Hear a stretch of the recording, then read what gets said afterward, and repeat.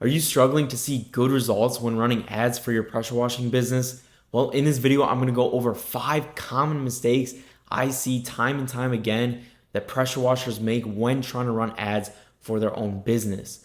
But then more importantly, we're going to go over some actionable steps you can take in order to solve these problems and see better results.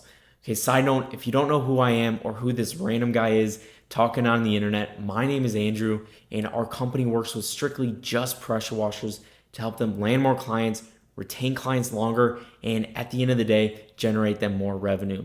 We've generated hundreds of thousands of dollars for these pressure washers at this point in time. And my goal for this channel is to help you do the same by sharing all the lessons I've learned along the way of doing this.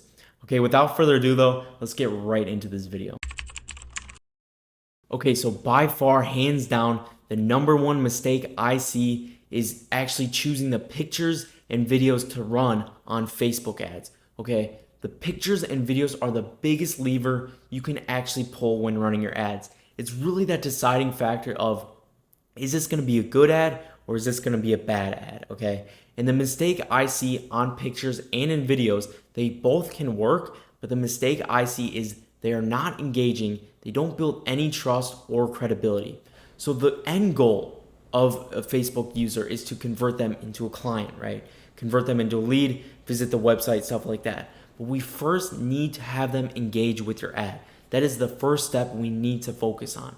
And when you are not creating engaging ads and your ads look like a standard ad you would see when scrolling, this is not engaging and this is not going to get them to click.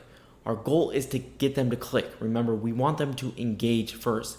And the way we do this is by building trust, credibility, and actually the user enjoying their experience on Facebook. Because we have to remember at the end of the day, the goal, Facebook's goal is to have people on their platform as long as possible. And if you aren't creating content on your ads that is actually enjoyable and user friendly and the user actually likes their experience and they click off, it's going to hurt your ads a ton. So your goal should be to create an enjoyable ad that people would go on Facebook to see. So what do people actually go on Facebook to see? They go on to see their friends, their family, relatives, etc.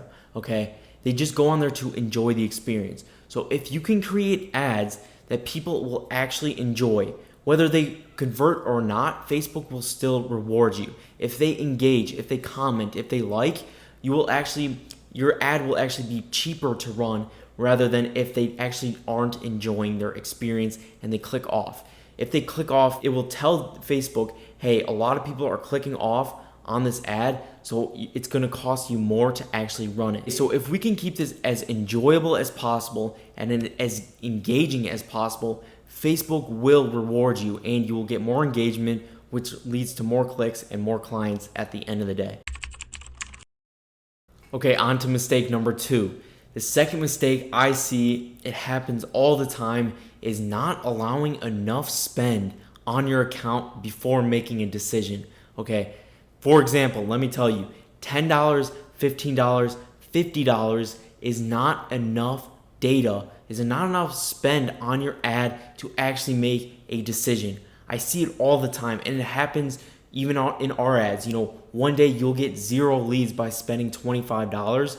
And then if we were to turn that off, we would have missed out on a whole opportunity of leads because the next day you get 5 leads at $5 a lead, right? So you have to wait until it is enough spend on the account.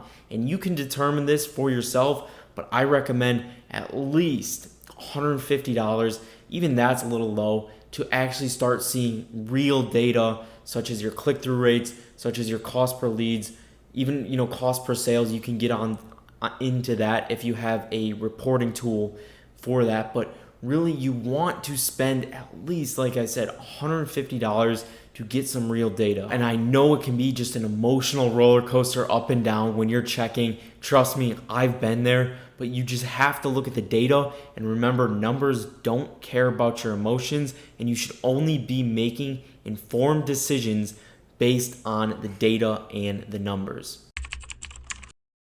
Okay, so number 3, the third mistake I see all the time is not having a clear, concise, strong call to action.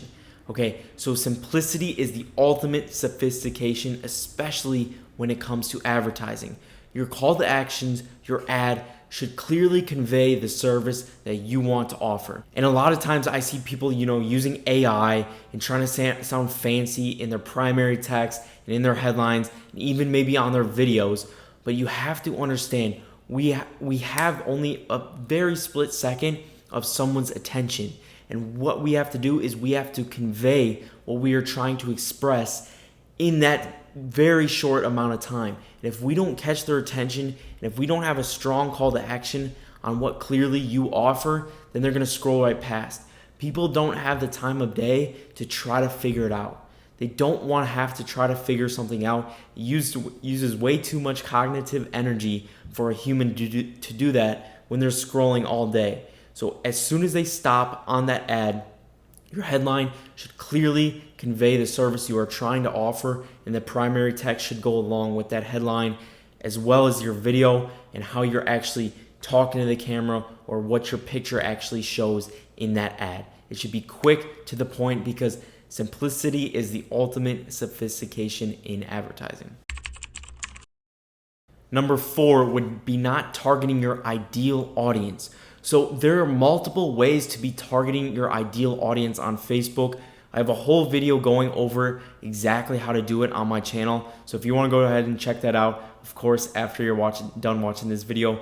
But in short, basically there are 3 different types of targeting we can do: interest targeting, broad targeting, or lookalike audiences. And this means uploading your past client database back into Facebook saying, hey, go find me more people like this. So what we need to do is constantly be testing which audience works best for you. Now, sometimes lookalike audiences work for others, and interest targeting works for others better by targeting top 10, top 15% of zip codes. If you want those, rich homeowners, then you would do that type of targeting. And then also the age range. Not targeting people who are 18 years old who don't even have a house, but they're still for some reason seeing your ad. We want to go maybe 25 to 30 plus, because we've looked at the data and we've seen that pretty much everyone is over 30 years old when they want a pressure washing service done. Okay, so you need to make sure that you are doing different types of targeting, like I said, interest targeting, broad targeting, or lookalike audiences to really determine what is best for you. And finally, number 5, one of, if not the most important things, is just not testing enough. You're not doing enough in your ad account every day to, constantly iterate, constantly check, constantly look at the data and see what's working and what's not, and then go out and create more winning videos or more winning pictures based on what's working. You're only testing 1, 2, 3 things, and if it doesn't work, then you give up. Okay, we need to constantly be testing different headlines, different primary text, and start mixing and matching them together. So, hey, this picture works really good with this headline.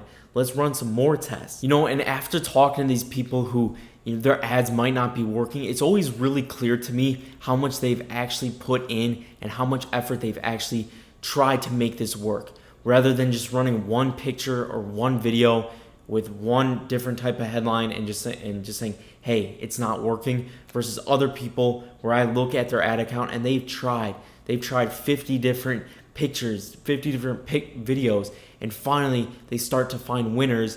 And once they find those winners, then they pick up on it really quick. Oh, this type of ad gets me a really good ROI.